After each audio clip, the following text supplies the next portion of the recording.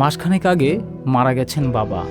তবুও পারিবারিক পিছুটানকে উপেক্ষা করে দোকান কর্মচারী মবিন বৈষম্য বিরোধী ছাত্র আন্দোলন ডাকে সাড়া দিয়ে যোগ দিয়েছিলেন মিছিলে।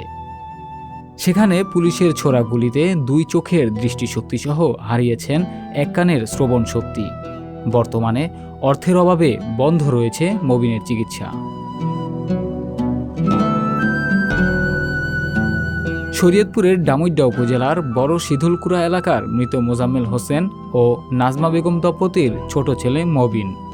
বাবা মারা যাওয়ার পর সংসারের সচ্ছলতা ফেরাতে কয়েক মাস আগে ঢাকার উত্তরা এলাকায় কম্পিউটারের একটি দোকানে চাকরি নেন তিনি।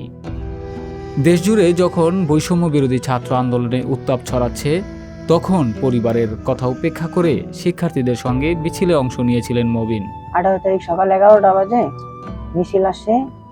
এই ছাত্রদের মিছিল আসার মতন আমি দোকান বন্ধ করে নামি ছাত্রদের মিছিলের সাথে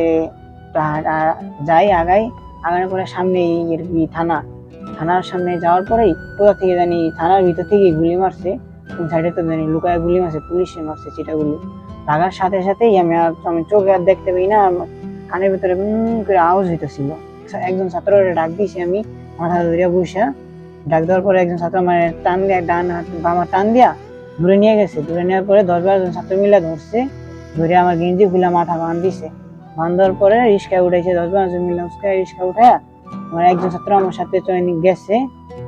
যাওয়ার পরে হাসপাতালে নিয়ে গেছে, ঢাকা মেডিকেল নিয়ে যায়। ঢাকা মেডিকেল যাওয়ার পরে ওখানে একটু অপসঙ্গে আর কি গুলি বের করা হয়। গেল 18 জুলাই বেলা 11টার দিকে মিছিলটি উত্তরা থানার দিকে এগোলে হঠাৎ আইনশৃঙ্খলা রক্ষাকারী বাহিনীর ছোড়া গুলি এসে বিদ্ধ হয় মুবিনের মুখমণ্ডলে। রক্তাক্ত অবস্থায় সড়কে লুটিয়ে পড়লে শিক্ষার্থীরা তাকে উদ্ধার করে ঢাকা মেডিকেল কলেজে নিয়ে যান। ডান চোখটার কথা বলছে যে ডান চোখটা আসার সম্ভাবনা, আর বাম চোখটা চেষ্টা করে দেখতে পারবো। ওখান থেকে আর 1 সপ্তাহ পরে ওখানে যেতে বলছে, ওখানে আর যাওয়া হয়নি। তখন ঢাকা ভিশন আই হসপিটালে ওখানে ডাক্তার দেখাইছি, ডান চোখে অপারেশন করে তেল ভরে দিছে। যে ডান চোখে অপারেশন করে তেল ভরে দিয়েছে, আবার সামনে বৃহস্পতিবারে বাম চোখে ভরবে বলছে। তারপর 6 মাস পরে এই তেলগুলা বের করলে আশা করে যায় যে আসার সম্ভাবনা মানে 100% আসবে সেটা বলে নাই, আল্লাহর উপরে ছেড়ে দিয়েছে যদি আসতে পারে। এখন বিছানা হসপিটালে দেখাইতে পারি নাই, এই যেতে পারতেছি না আমার টাকার কারণে। এখন সবাই জন্য আমি যদি যেতে পারি আবার ভালো চিকিৎসা করতে পারি। 1 মাসে দরিদ্র পরিবারটির শুধু চিকিৎসা বাবদ ব্যয় হয়েছে অন্তত 2 লাখ টাকা। চিকিৎসকরা জানিয়েছেন আরও 3 থেকে 4 লাখ টাকা হলে দৃষ্টিশক্তি ও শ্রবণ শক্তি ফিরে পেতে পারেন মবিন। স্বামী মারা গেছে আজকে 5 মাস হয়েছে। আমার বড় ছেলে প্রতিবন্ধী, আর আমার মেজো ছেলে প্রাইভেট কার চালায়।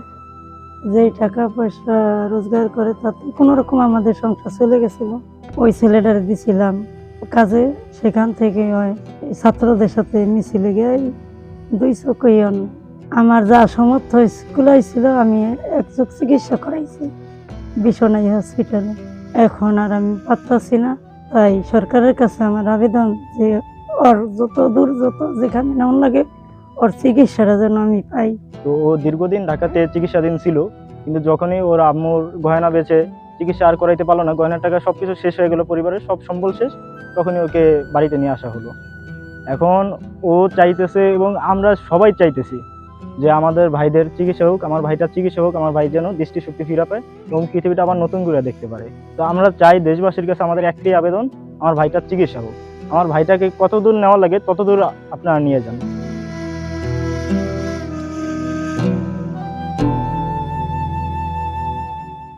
সংবাদ, ফিচার ও অনুষ্ঠানের জন্য ভিজিট করুন সংবাদ প্রকাশের ওয়েবসাইট এবং যুক্ত থাকুন ফেসবুক পেজ ও ইউটিউব চ্যানেলের সঙ্গে।